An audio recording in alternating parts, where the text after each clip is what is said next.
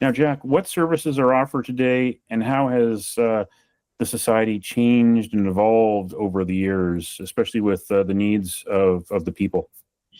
Well, thanks for having me on first. Really appreciate it, Bob.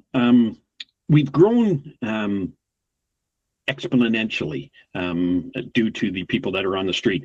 We started off as, a little kitchen endeavor, trying to feed people, stuff like that. And then 25 years ago, as of next year, we were officially incorporated as, so much more than just the little place that we were. And we are now presently 5 shelters, 4 of them being emergency shelters, one of them being a 60-bed supportive housing unit. And we've had a couple of programs that we've unfortunately lost in the past 6 months due to lack of funding.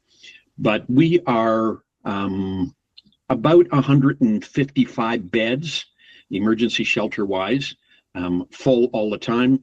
And then, like I say, those 60 beds of supportive housing, which again are full all the time. Those challenges under the current environment, especially the support running out from the British Columbia government, from BC Housing for some very important programs. How are you going to deal with that? Is there a way to fill that void once that happens? Well, it's going to be tough. The new budget came out, and I would have to say that you hope when a budget comes out, it's a little bit more black and white. But this budget is so very, very gray. It's going to take an absolute genius to figure out how to interpret it. But at the end of the day, our biggest worries are we really can't be upset with BC Housing, because the way it works is BC Housing gets the money from the provincial government. And if the provincial government is not filtering it down to them, it's not there. The city of Surrey, the city of Surrey really doesn't have a mandate for homelessness. They try to do what they can, but again, if the federal or provincial government doesn't step up to support the municipality, there's very little that they can do as well. So, we have just lost 2 major programs. And what really worries me, Bob, is the fact that these programs were even pre-shelter. So these programs, one was a hygiene unit, which was just right over here on 105 A Street, just off of King George.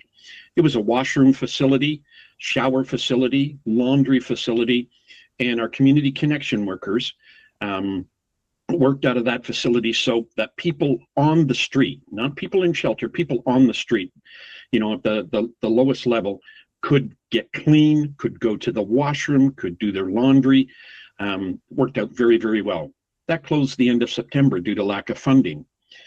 In our Surrey Welcome Hub, which is at Bentley Road in King George, we have a very interesting facility. We have our community connection workers, we have a 16-bed shelter, and we have a community kitchen that serves 200 meals a day to 200 people, breakfast and lunch every day of the week, also providing washrooms. That is closing as of the end of March because there's no funding.